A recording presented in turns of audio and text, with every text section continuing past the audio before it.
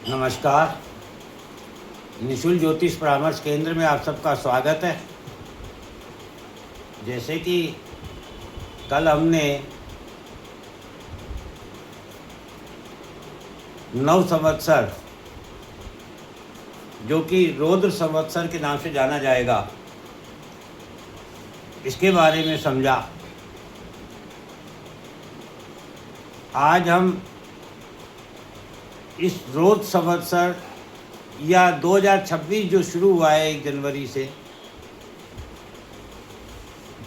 इसमें 2026 में क्या क्या घटित होने वाला है, घटने वाली घटनाओं को समझने का प्रयत्न करते हैं। तो आपने देखा कि सबसे पहले शुरुआत हुई 28 फरवरी 2026 को, जब ईरान पर इजराइल और अमेरिका के द्वारा हमला किया गया। यहीं से ये घटनाएं शुरू होती है। 3 मार्च 2026 को चंद्र ग्रहण भी था और होलिका दहन भी था। चंद्र ग्रहण भी और होलिका दहन दोनों यही बताती है कि जब आप किसी की आस्था एवं विश्वास पर अपने अहंकार के कारण चोट करते हैं, तो भक्ति की जो शक्ति होती है, जिसे हम ईश्वर के नाम से जानते हैं, प्रकृति के नाम से जानते हैं, उस व्यक्ति की उस आस्था और विश्वास की लाज रखती है। ये प्रकृति रक्षा करती है। जैसा कि होलिका दहन में आपने देखा कि प्रहलाद की जो भगवान विष्णु के प्रति आस्था और विश्वास था, उसी भक्ति की शक्ति ने होलिका का दहन किया और प्रहलाद को बचाया। हमने आपको पूर्व में भी कई बार बताया था और चंद्र ग्रहण एवं होलिका दहन के प्रभाव में बताया था, जब इसका हमने व्याख्या की थी, विवेचना की थी, कि ये समय अहंकार का नहीं है। ये समय देने का है, त्याग करने का है, समर्पण करने का है, माफ़ करने का है। किसी की कोई गलती है तो उसे बुलाने का है, ना कि उसे अपने अंदर रखने या बदला लेने की भावना रखने का है। वर्ष 2026 का विवेचन करते वक्त भी हमने आपको बताया था कि वर्ष 2026 के राजा सूर्य है। सूर्य कौन है? प्रकाश है। सूर्य राजा, पिता, स्वामी, मालिक, पदाधिकारी का प्रतीक है। प्रकाश का कार्य मार्ग प्रशस्त करना है, ना कि लोगों के जीवन में कांटे बिछाना या भ्रमित करना। जबकि अभी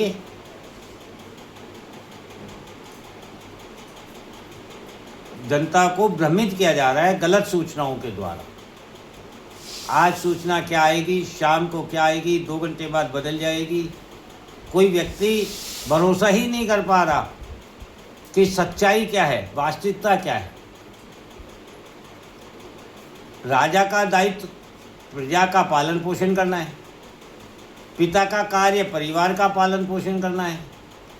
स्वामी मालिक का कार्य अपने अधीन कार्यरत जो सेवक है उनका पालन पोषण करना है। और पदाधिकारी का कार्य अपने अधीन कर्मचारियों का पालन पोषण करना है। अर्थात सूर्य के सभी जितने भी प्रतीकात्मक हैं, उन सभी का कार्य पालन पोषण करना है।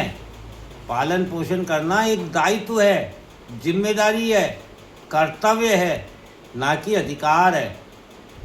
क्योंकि अधिकार सदा अहंकार देता है और दायित्व और जिम्मेदारियां हमेशा ही त्याग और समर्पण देती है। अहंकार काम, क्रोध, द्वेष, ईर्ष्या, लोभ, मोह, माया को जन्म देता है, जबकि त्याग समर्पण व्यक्ति को प्रेम, प्यार, सम्मान, संतुष्टि, सुख देता है। इससे भी स्पष्ट है कि 2026 दायित्वों एवं जिम्मेदारियों को पूर्ण करने का है, क्योंकि ये वर्ष सूर्य राजा है, ना कि अधिकारों के अहंकार करने का है। किसी राष्ट्र के राष्ट्राध्यक्ष को उठा लाना, कैद कर लेना, किसी राष्ट्र के राष्ट्राध्यक्ष का अंत कर देना, ये सभी अहंकार ही तो है।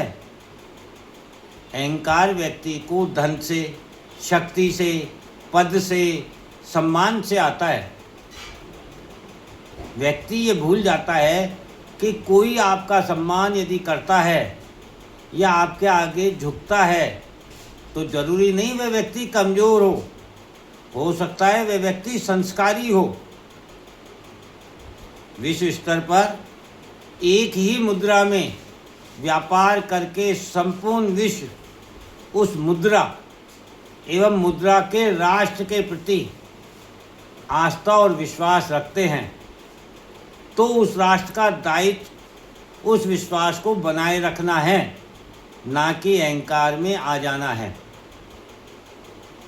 प्रकृति परिवर्तनशील है, ये आप सभी जानते हैं। हमने आपको पूर्व में भी बताया था कि प्रकृति परिवर्तनशील है। जो आया है उसे जाना है, जो बना है उसे मिट जाना है, जिसका निर्माण हुआ है वह ध्वस्त होना है, जिसका जन्म हुआ है उसकी मृत्यु होनी है।